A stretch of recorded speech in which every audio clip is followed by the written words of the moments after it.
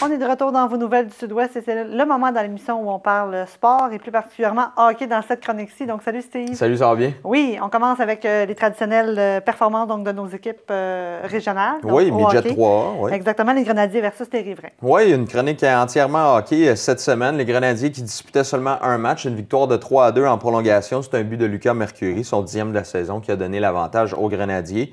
On est 7e au classement, 14 victoires, 9 défaites. On s'est replacé du côté des Grenadiers. C'est le scénario inverse pour les Riverains. Là, 2 défaites ce week-end.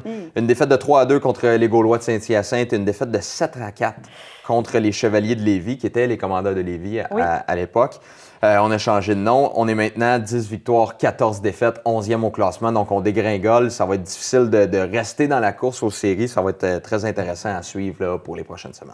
C'est drôle parce que la tendance est vraiment inversée dans le cas. Oui, au début de la ça avait commencé un petit peu plus difficile, puis là, on se replace, puis les Riverains, ça Les Riverains étaient très bons en début de saison, et puis là, on semble avoir un creux de vague. Là, c'est difficile pour les Riverains. Donc, ça va être intéressant à suivre. Et il y a Samuel Laberge aussi de Châteauguay qui a marqué un premier but chez les professionnels. Il va s'en souvenir sans doute longtemps. Oui, exactement. Samuel Laberge qui a signé un contrat chez les professionnels avec les Stars du Texas, le club école des Stars de Dallas. Et puis, il a marqué son premier but professionnel, et c'est le but vainqueur dans une victoire de 3-2 contre les Monsters de Cleveland.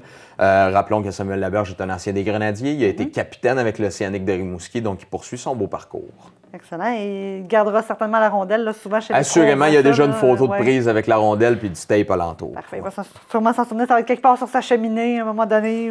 C'est des beaux souvenirs. Il y a aussi 2 athlètes de Valleyfield là, qui continuent de se démarquer, eux aussi, dans la Ligue de hockey junior major du Québec. Oui, je te parlais la semaine dernière d'Étienne Monpetit, qui avait établi un nouveau record de victoire avec les Foreurs de Val-d'Or. Eh bien, il améliore ce record-là. 2 victoires de plus cette semaine. 88 maintenant qui s'affiche avec 88 victoires avec les Foreurs de Val-d'Or. Une victoire de 5-3 contre les Cataractes de Shawinigan, et 35 arrêts pour un blanchissage de 3-0 contre les Tigres de Victoriaville. Ça va être intéressant de voir jusqu'où il peut améliorer ce record-là, lui qui est dans les pourparlers, peut-être pour un échange éventuel. Peut-être que du côté des Foreurs, on aimerait l'échanger à une équipe qui a des chances de gagner la Coupe du Président dans la Ligue junior majeure du Québec. Sinon, il y a William Poirier aussi de Valleyfield qui a marqué 2 buts en 98 secondes pour les Sea Dogs de Saint John, les champions en titre.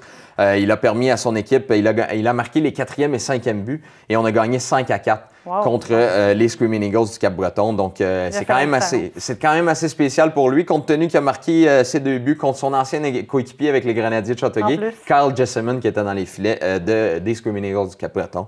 Donc, des petits gars d'ici qui font très bien un petit peu partout au Québec. On va continuer donc de suivre leur parcours. Qui sait, peut-être qu'un jour, on les verra... On le souhaite. Dans la Ligue nationale. On le souhaite. On ne sait jamais. Merci Steve, super intéressant. Alors, on te retrouve la semaine prochaine. La semaine prochaine.